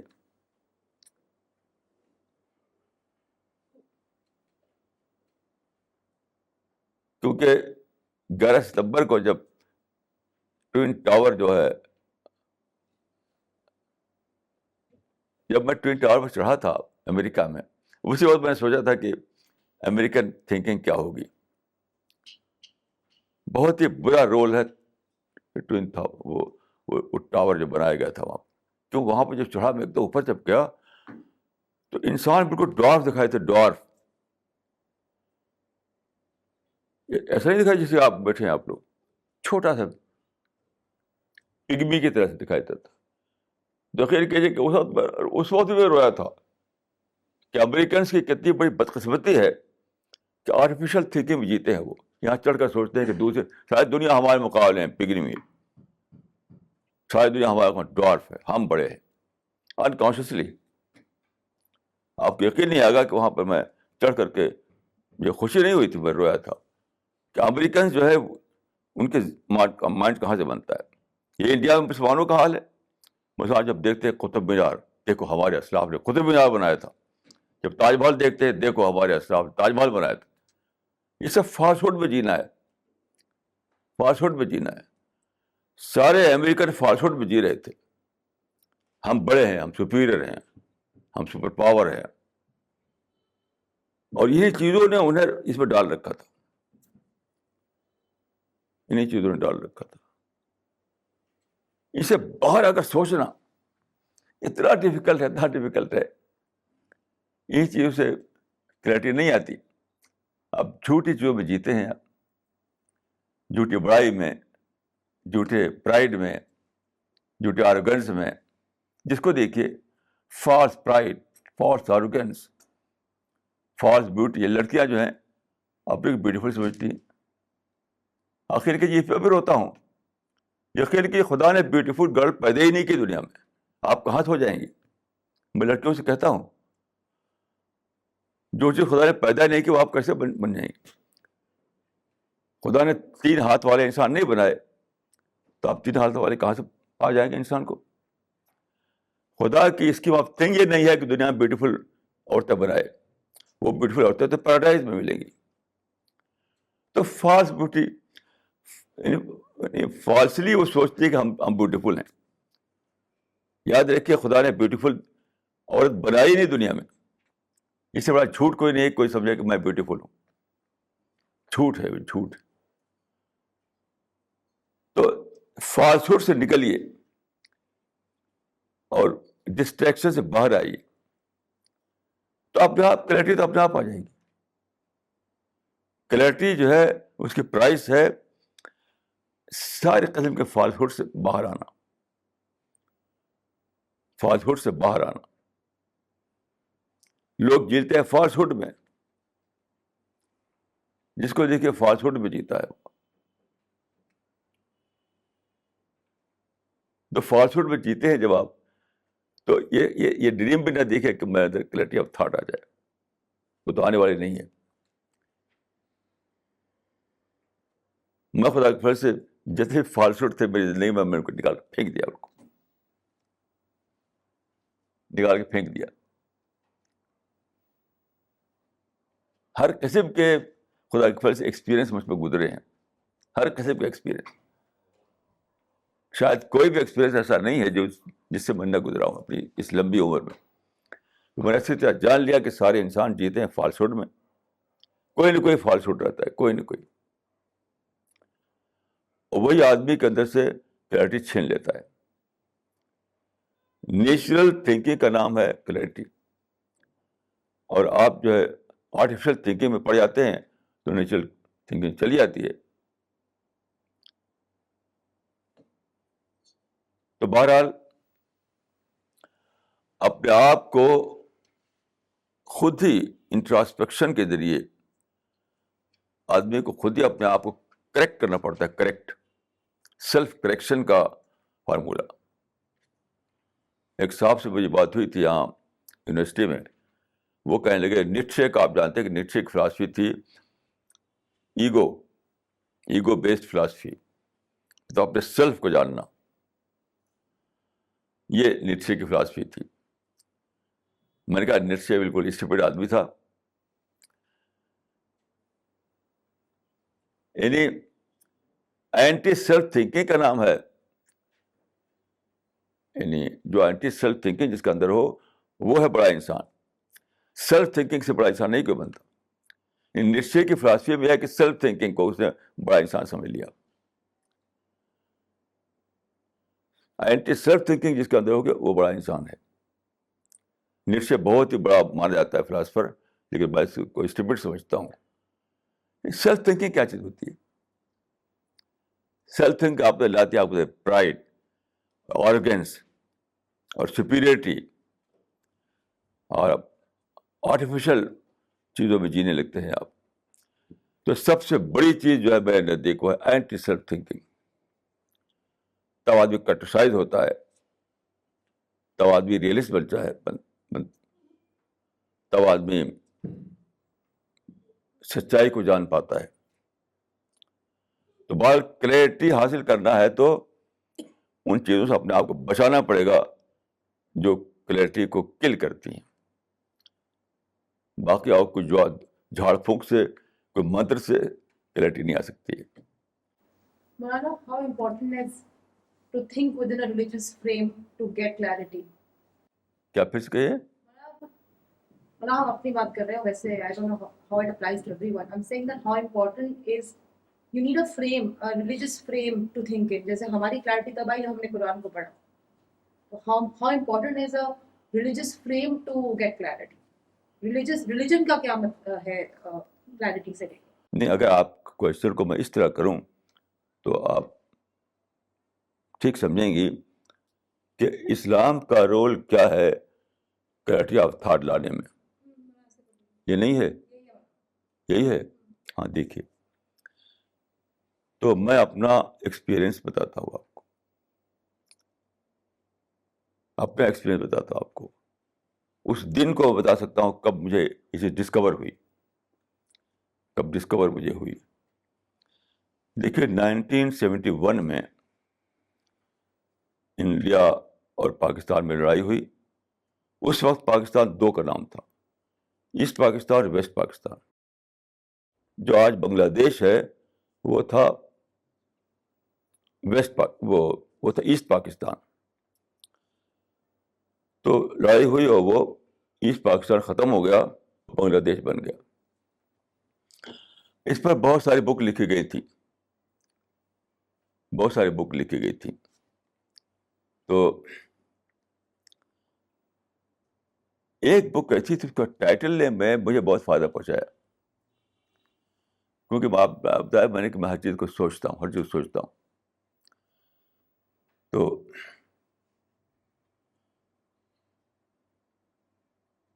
بس ایک کتاب کا ٹائٹل تھا ڈسممبرمنٹ آف پاکستان. ایک تھا کہ پارٹیشن آفٹر پارٹیشن. یہ سب ٹائٹل تھے. پاکستان 71 کے بعد جلدی بہت سی کتابیں چھپی تھیں کہ partition after partition, dismemberment of Pakistan, emergence of Bangladesh, ایسی کئی بکس. ایک کتاب کا ٹائٹل تھا Pakistan cut to size. Pakistan cut to size. اس کا مطلب یہ تھا کہ پاکستان جو تھا ایک بناوٹی بڑھوتری تھی اس کی. اصل پاکستان تو وہی تھا جس کو انہوں نے نام رکھا تھا ویسٹ پاکستان. اصل تو وہی تھا. اب یہ جوڑ رکھا تھا اس کو، تو ایک بناوٹی بڑھوتری تھی، وہ ختم ہو گئی. مطلب وہ 12 جو ہے اتنا بڑا دکھائی دیتا ہے، ہوا نکال دی ہے، ختم. یہ ہے پاکستان کٹ ٹو سائز. اس سے میں نے لنک کیا اسلام کے ایک ٹیچنگ کو لنک کر کے میں سمجھا کہ ساری باتوں کا جو وہ ہے سپر فارمولا، وہ ہے انسان مین کٹ ٹو سائز بن جائے. کوئی چیز ایسی ہو جو اس کو مین کٹ ٹو سائز بنا سکے. کوئی ایسی آئیڈیالوجی، کوئی ایسا کانسیپٹ جو انسان کو مین کٹ ٹو سائز بنا سکے. وہاں جا کر آدمی ایک دم انکانکریبل ہو جاتا ہے، وہ سب کچھ پا لیتا ہے وہاں جا کر. تو انسان ہوتا ہے سب کیا، وہی یعنی اتنا بڑا پاکستان ہے، خام خواہ اتنا بڑا بنا رکھا ہے اپنے آپ کو. اتنا بڑا بلون ہے، اتنا بڑا بنا رکھا ہے اپنے آپ کو. ہر آدمی جیتا ہے ایک بڑھوتری میں، آرٹیفیشل بڑھوتری میں. ہر آدمی میں، شاید کوئی بھی ایکسیپشن اس میں نہ ہو. اس دن میں نے جو سوچنا شروع کیا پاکستان کٹ ٹو سائز، تو میں نے یہ بنایا تھا یہ word man cut to size. یہ میں نے یہ کائنڈ کیا یہ ورڈ، میں نے کسی کتاب میں نہیں پڑھا تھا. مین کٹ ٹو سائز سب سے بڑی چیز ہے. وہ آئیڈیالوجی، وہ کانسیپٹ جو انسان کو مین کٹ ٹو سائز بنا سکے. میں سمجھتا ہوں کہ اسلام ہی مین کٹ ٹو سائز بناتا ہے. کوئی بھی دوسری تھیری، دوسری فلاسفی ایسی ہے نہیں جو انسان کو مین کٹ ٹو سائز بنائے. کیونکہ یہاں پر ہے God versus man, God versus man, اور جتنے بھی ہیں مین ورسز مین پر بیس کرتے ہیں وہ. تو گاڈ کریٹر ہے، اکیلا ہی اس نے کریٹ کیا. گاڈ سسٹینر ہے، اکیلا ہی وہ سب کچھ کر رہا ہے. گاڈ لاڈ آف ججمنٹ ہے، وہ اکیلا ہی وہ کرے گا، ہر ڈیسیزن لے گا. تو یہ جو کانسیپٹ ہے کہ گاڈ اکیلا ہی پاورفل ہے، میں پاورفل نہیں ہوں. یہ انسان کو مین کنٹروسائز بناتا ہے. اور جب یہاں پہنچتا ہے آدمی, تب اس کا جو ٹریجر جو کہتے ہیں نا اندر کا, وہ سب کھل جاتا ہے, سارے دہانے کھل جاتے ہیں, اس کا سارا مائنڈ کھل جاتا ہے. یہ میں اپنا ایکسپیرینس بتا رہا ہوں. جس دن میں نے ڈسکور کیا, اس دن سے میں نے محسوس کیا کہ اب میں ایک انکانکریبل انسان بن چکا ہوں, کوئی مجھے کانکر نہیں کر سکتا. یہ بات ہے 72 کی. تو یہ میں نے جو پڑھا تھا تو ایک شکل میں ایک کانسیپٹ تھا میرے دماغ, لیکن جو 72 میں وہ کتاب جو پڑھی میں نے, پاکستان کنٹروسائز, ایک دم جیسے لگتا کہ میرا مائنڈ کھل گیا. تب میں نے یہ ورڈ قائم کیا کہ مین کنٹروسائز. ایک بک بھی لکھی تھی میں نے اس پہ اردو میں, وہ موجود ہے. تو میں تو یہی سمجھا ہوں اپنے ایکسپیرینس سے کہ اگر آدمی چاہتا ہے کہ وہ سب کچھ پائے, سب کچھ پائے, سب کچھ پائے, تو سب سے پہلے وہ مین کنٹروسائز بنے. جہاں وہ نہیں کو پالے گا تب اس کو ہے ملے گا. جب وہ اپنے نہیں کو پالے گا تب اس کو ہے ملے گا. جب تک وہ ہے میں جیے گا کہ میں بیوٹیفل ہوں, میں پیسے والا ہوں, اور میرے پاس بہت بڑا جاب ہے, میرے پاس شاندار بنگلہ ہے, میرے پاس بڑی بڑی گاڑیاں ہیں, تب تک کچھ نہیں, تب تک نتھنگ بنا رہے گا وہ, تب تک کچھ بھی نہیں رہے گا وہ. اب میں بتاتا ہوں آپ کو, میرے یہاں 5 گاڑیاں ہیں, 5. میں سمجھتا ہوں کہ میں اپنے کو یقین کیجیے کہ میں سمجھتا ہوں کہ جو سویپر آتی ہے میرے یہاں, اس سے بھی کم سمجھتا ہوں اپنے آپ کو. سائیکل چلاتا ہے جب روڈ پر ایک آدمی, میں سمجھتا ہوں کہ میں سائیکل کے برابر بھی نہیں ہوں. اتنا زیادہ میں نے اپنے کنٹروسائز بنایا ہے. میں کبھی بھی نہیں سمجھا کہ میں کوٹھی والا ہوں, میں گاڑی والا ہوں, مجھے فیم ہے, کچھ بھی نہیں, کچھ بھی نہیں, کچھ بھی نہیں. یقین کیجیے, آج جب آ رہا تھا, آج کو بتاتا ہوں آپ کو میں, آپ میری بیٹی فریدہ سے پوچھ لیجیے آپ. میں کہا تھا, میں نے کہا آج ہی کہا, میں نے کہا میں کیا بولوں گا, میں کچھ سمجھ کیا بولوں گا. ان کو بٹھایا میں نے, بتاؤ کچھ, تو ان کو سر میں درد تھا, بیچاری چھوڑ چلی گئی مجھ کو. ان کو سر میں درد تھا, تو مجھے ان سے میں ایکسچینج کر کے جانا چاہتا تھا, کیا بولوں یہاں آ کر کے, کچھ سمجھ میں کیا بولوں گا. تو میں نے اپنے آپ کو وہاں پہنچایا جہاں لگا کہ میں کچھ بھی نہیں ہوں, کچھ بھی نہیں, کچھ بھی نہیں ہوں. وہاں پر خدا کی مدد آئی. تو آپ دیکھیں, میں یہاں پہ ایک اسپیچ دے سکا. یہ اسپیچ جو دی میں نے, وہ مجھے وہاں ملی جہاں میں اپنے آپ کو کنٹروسائز کر چکا تھا, جہاں اپنے کو نتھنگ بنا چکا تھا, جہاں اپنے آپ کو اسپیچلیس بنا چکا تھا. یقین کیجیے, میں جب آ رہا تھا بس سوچتا تھا خدا میرے مائنڈ پہ ورڈ نہیں ہے, میری زبان پر بولنے کی طاقت نہیں ہے, سوچنا بھی مجھے نہیں آتا, سوچنا آتا, نہ بولنا آتا, نہ کچھ آتا.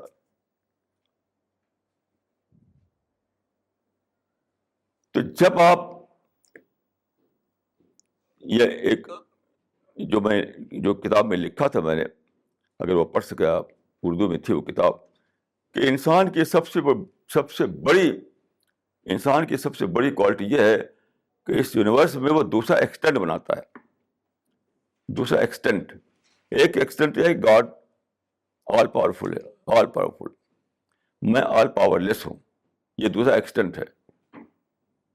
یہ ایکسٹینٹ نہ تو سورج بنا سکتا, نہ گلیکسی بنا سکتی, نہ ماؤنٹین بنا سکتا, کوئی نہ اوشن بنا سکتا, کیونکہ وہ جانتے نہیں اپنے بارے میں. یعنی کانشیسلی دوسرا ایکسٹینٹ بنانا. خدا آل پاورفل ہے, میں آل پاور لیس ہوں. تو میں نے کہا تھا کہ انسان کی سب سے بڑی جو اس کا یعنی سب سے بڑی بات جو انسان کے اندر ہے وہ یہی ہے کہ اس یونیورس میں وہ دوسرا ایکسٹینٹ بناتا ہے. آپ بنا کے دیکھیے, اور دیکھیے آپ کتنا زبردست آپ کے اندر ایمرجنس آئے گا. لوگ بناتے نہیں, لوگ کوشچن کرتے ہیں, ہم بناتے ہیں نہیں. آپ بنا کر دیکھیے, دوسرا ایکسٹینٹ بنائیے آپ اس یونیورس میں. اس چیز کو ڈسکور کیجیے. خدا ایک ایکسٹینٹ پر ہے, آل پاورفل ہے وہ. میں دوسرے ایکسٹینٹ پہ ہوں, میں آل پاور لیس ہوں. کانشیسلی آپ اس ایکسٹینٹ کو بنائیے, اور دیکھیے کہ آپ کے اندر کتنی بڑی پرسنالٹی ایمرج کرے گی. تو آپ تجربہ کر کے دیکھ لیجیے. This question is from Ali.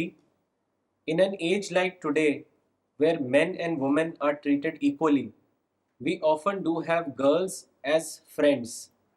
So, as Islam forbids mixing with the opposite sex, what is your view on this subject? برابر وہی ہے جو قرآن کا ہے.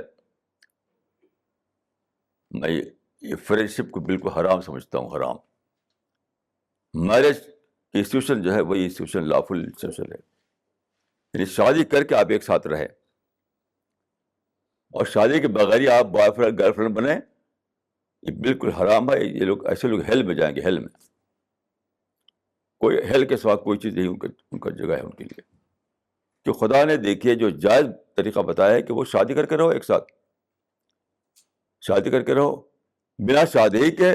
آج کل جو کہا تھا کہ کیا کہتے ہیں لیونگ ریلیشن شپ, جی. لیونگ ریلیشن شپ حرام ریلیشن شپ ہے, وہ ان لافل ریلیشن شپ ہے, وہ جہنمی ہے, جہنمی. اور کبھی اس میں کسی کو سکھ نہیں ملے گا. میں چیلنج کرتا ہوں کسی کو لیونگ ریلیشن شپ میں آخر وقت تک سکھ ملا ہو اس کو, میں چیلنج کرتا ہوں. اگر کوئی کہہ دے کہ مجھے ملا ہے تو میں اپنی بات ختم کر دوں گا, اپنا مشن ختم کر دوں گا اپنا. یہ جتنے لڑکے لڑکیاں ایسا بولتے ہیں بولے, مرتے ہیں, سخت بری موت مرتے ہیں.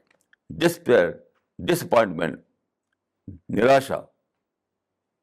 کوئی اگر ایسا ہو جو لیونگ ریلیشن شپ والا آدمی جو اپنے آپ کو سچ مچ ہیپینس آخر وقت تک مینٹین کر سکے, تو مجھے بتائے اس کا نام کون ہے. وہ بہت ہی بری زندگی ہوتی ہے ان لوگوں کی.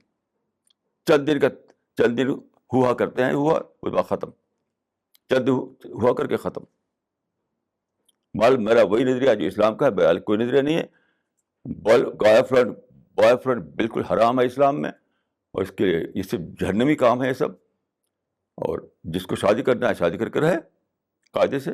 بس فرینڈشپ کا جو کانسیپٹ ہے یہ بالکل اسلام میں اس کی کوئی بھی جگہ نہیں ہے. اس کی جو وہی جو اسلام میں جو بتایا گیا وہی لٹرل طور پہ مانتا ہوں, اس کو لٹرل طور پہ مانتا ہوں.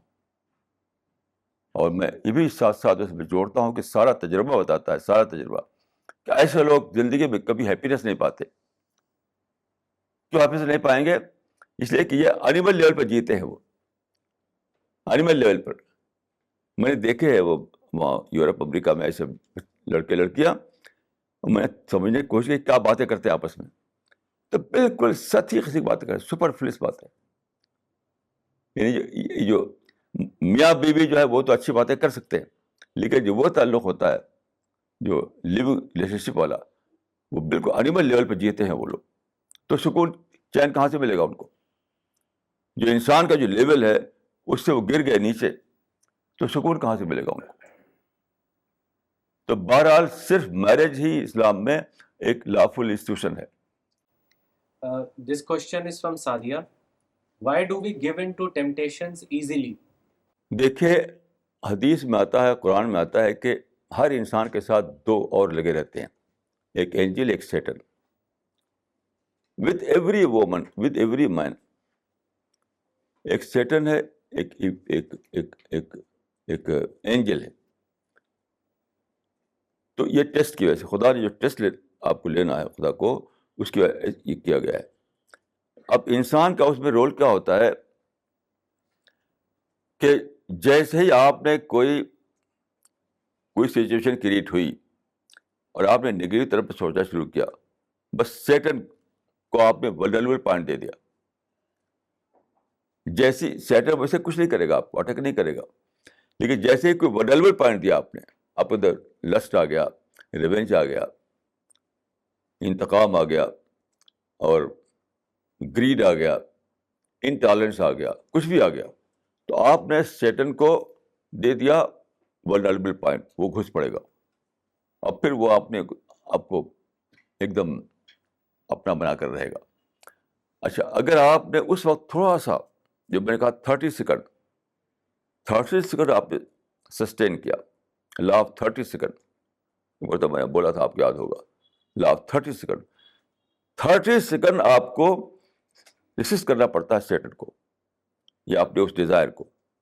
اگر 30 سیکنڈ آپ ریسسٹ کر سکیں تو پھر کیا ہوتا ہے کہ پھر وہ دوسری ڈائریکشن چلنے لگتی ہے. آپ کے سینٹیمنٹ دوسرے ڈائریکشن میں جاتی ہے. میں سائیکالوجی بتا رہا ہوں آپ کو کہ اگر میرے اندر غصہ آیا, لسٹ آیا, ریونج آیا, تو پہلے تو اس ڈائریکشن میں چلے گا وہ. لیکن اگر میں سے چپ رہ جاؤں, ایک دم کچھ نہ بولوں, خدا سے کہوں خدا مجھے معاف کر 30 سیکنڈ, تو پھر اس کا ڈائریکشن چینج ہو جائے گا, وہ پازیٹیو سے طرف چلنے لگے گا, اور پھر فوراً آپ کو اینجل کی ہیلپ مل جائے گی. آپ اس کا تجربہ کر کے دیکھ لیجیے.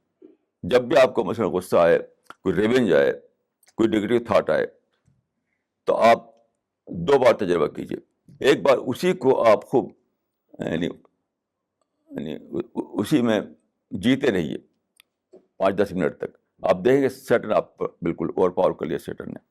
اگر آپ 30 سیکنڈ کے فارمولے پر عمل کریں کہ 30 سیکنڈ آپ بالکل اپنے کو روکیں اور صرف خدا سے دعا کریں خدا مجھے بچائے اس سے, تو 30 سیکنڈ کا آپ دیکھیں ایک چینج آئے گا آپ اندر, اور دھیرے دھیرے دھیرے بالکل اینجل آپ کو اپنے اس میں لے لے گا, اپنے شیلٹر میں. جب چاہے آپ ایکسپیرئنس کر کے دیکھ لیجیے. میرا پرسنل ایکسپیرئنس ہے یہ کہ جب میں لا آف 30 سیکنڈ کو فالو کرتا ہوں تو اینجل مجھے مل جاتا ہے, اینجل کے شیلٹر. اور جب نہیں فالو کرتا تو سٹ گھس آتا ہے. یہ سائیکالوجی سے بھی اسٹیبلش ہو چکا ہے, اور یہ اسلام کا فارمولہ ہے. Maulana, who are Muslims and will Muslims only go to paradise? مسلم مانی یہ جو پیدا ہونے والے یہ مسلم نہیں ہیں. مسلم نہیں کہ کسی مسلمان گھر میں پیدا ہو جائے. دیکھیے اسلام بگنس فرام ریئلائزیشن. جس کو اس میں شک ہو وہ پڑھ لے وَإِذَا سَمِعُوا, جو قرآن مجید میں ہے, وَإِذَا سَمِعُوا مَا أُنزِلَ إِلَى الرَّسُولِ تَرَىٰ أَعْيُنَهُمْ تَفِيضُ مِنَ الدَّمْعِ مِمَّا عَرَفُوا مِنَ الْحَقِّ.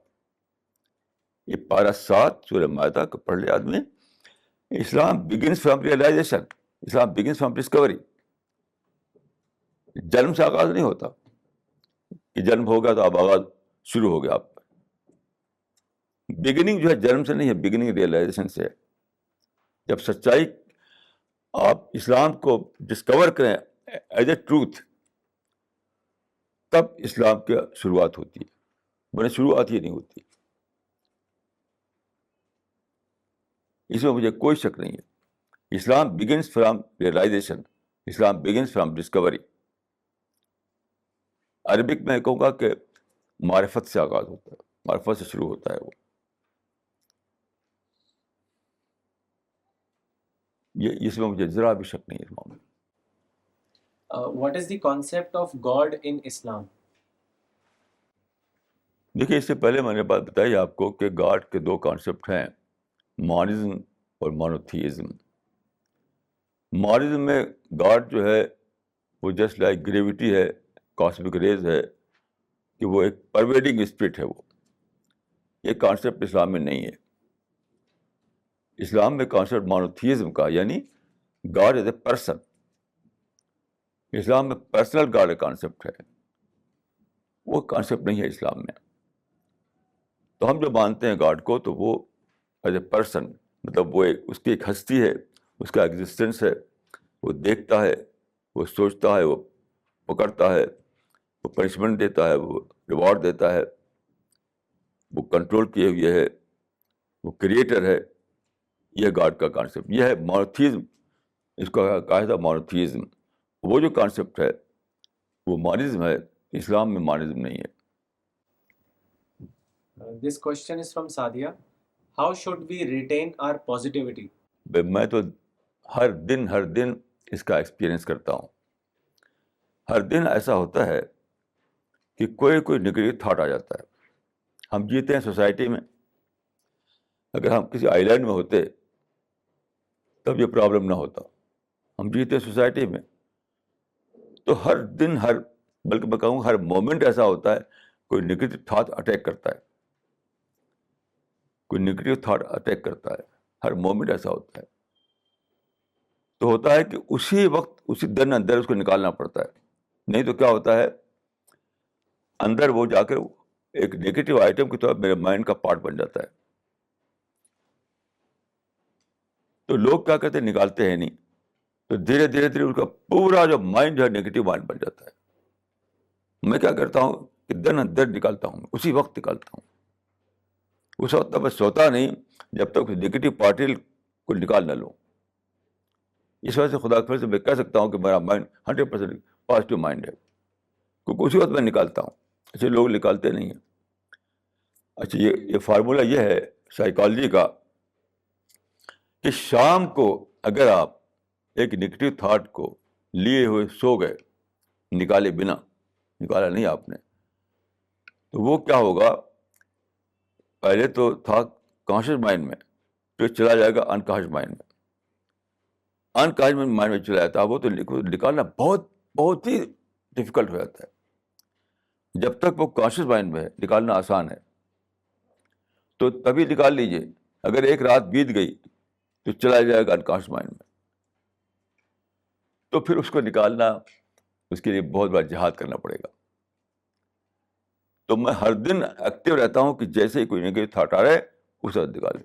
ہماری بیٹی ہے, بیٹی ان سے کوئی پوچھ لے کہ میں ڈیلی یہ جہاد کرتا ہوں, ڈیلی اسی وقت نکالتا ہوں. سوتا ہوں تو اپنے مائنڈ کو بالکل پازیٹیو بنا کر کے سوتا ہوں. تو یہ کیجیے, جس کو کرنا ہے وہی کرے, کہ الرٹ رہے, الرٹ. جیسے ہی کوئی نیگیٹو تھاٹ آتا ہے اس کو نکالے نکالے نکالے. اور کوئی دوسرا فارمولہ اس کے لیے نہیں. Maulana, today's lecture, after listening to today's lecture, I feel a lot of what you said is there in everyone's basic intelligence to differentiate between what is right and what is wrong. آپ کے سامنے کوئی situation آتی ہے, آپ کو exactly پتا ہوتا ہے کہ کیا صحیح ہے کیا غلط ہے, آپ کو کیا کرنا چاہیے. But I think even the most intelligent people, جب سچویشن سامنے آتی ہے, it's easier to tell the other person than to follow it yourself. تو ایسا کیوں ہوتا ہے کہ جب سچویشن ہمارے اوپر آتی ہے, all these things which we know, which are there in our basic intelligence, just goes in the background اور ہم اسے اپلائی نہیں کر سکتے. ایسا کیوں ہوتا ہے؟ اس کا میں آنسر دے چکا ہوں اپنی اسپیچ میں, انڈائریکٹ وے میں. وہ ہے ٹیمپرری لاس کو ایکسیپٹ کرنا. لوگ اس کی تیار نہیں ہوتے. جب سچویشن سامنے آئی نا, وہ چاہیں کہ لاس نہ دے کر کے ان کی جرنی چلتی رہے.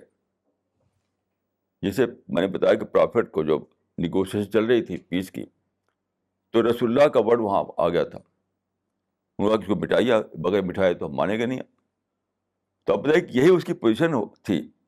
جیسے ہمارے ڈاکٹر منموہن سنگھ جائیں کہیں, پرائم منسٹر میں لکھا جائے ڈاکومنٹ میں, وہ کہے کہ بھائی اس کو مٹاؤ, تو کیسے مٹائیں گے وہ؟ اگر مٹا دیں تو ان کے ساری وہ بات ہی ختم ہو جائے گی نا. تو ٹیمپرری لاس کو برداشت کرنا پڑتا ہے. اچھا, لوگ سمجھتے ہیں کہ ٹیمپرری لاس مجھے برداشت نہ کرنا پڑے, اسی لیے وہ چاہتے ہیں کہ بس جو آپ نے کہا یہ ایک دم, یعنی کوئی بھی دوسرا فارمولہ نہیں ہے کہ آپ ٹیمپرری لاس کو برداشت کریں. ہم تو ڈیلی برداشت کرتے ہیں. اگر کوئی مجھ سے شام کو ملے اور پوچھے کہ آج آپ نے کون سا ٹیمپرری لاس برداشت کیا, تو میں انشاءاللہ بتا سکتا ہوں کیا میں برداشت کیا. کیونکہ مجھے یقین رہتا ہے کہ آج میں جو جس چیز کو برداشت کر رہا ہوں وہ کل نہیں رہے گا. اس سے کل سچویشن بدل چکی ہوئی سچویشن. جیسے رسول اللہ نے مٹایا رسول اللہ کو, اس ورڈ کو, تو وہ کب مٹنا تھوڑی بن گیا. وہ بات کو ہسٹری پھر لکھا گیا, وہ ری رائٹ کیا گیا اس کو. آج کا مٹانا کل ری رائٹ کیا جاتا ہے. بس یہ نہیں, یہ کلا نہیں جانتے لوگ. ٹیمپرری لاس کو وہ برداشت نہیں کر پاتے, ٹیمپرری لاس کو وہ افورڈ نہیں کر پاتے. اس لیے جان کر بھی وہ اسی طرح آگے بڑھتے رہتے ہیں. وہ جانتے ہوئے آگے بڑھتے رہتے ہیں, کیونکہ ایک ٹیمپرری لاس ہوتا ہے وہاں پر. اس کو ہمیں ٹالریٹ کرنا پڑتا ہے. میں اپنے ذاتی اپنے پرسنل ایکسپیرینس سے ایسا کہہ رہا ہوں. یہ بات, یہ سنی سنائی بات نہیں ہے. کہ اگر آپ چاہتے ہیں کہ پازیٹیو وے میں آگے بڑھتے رہیں بنا رکاوٹ کے, تو یہ آبسٹیکل آئے گی آپ کو, کہ ٹیمپری لاس آپ کو دکھائی دے گا ایک, اس کو اگنور کر دیجیے, جانے دیجیے ٹیمپری لاس کو, اور یقین یہ رکھیے کہ کل پرسوں نرسوں پھر اس کی کمپنسیشن ہو جائے گا اس کا.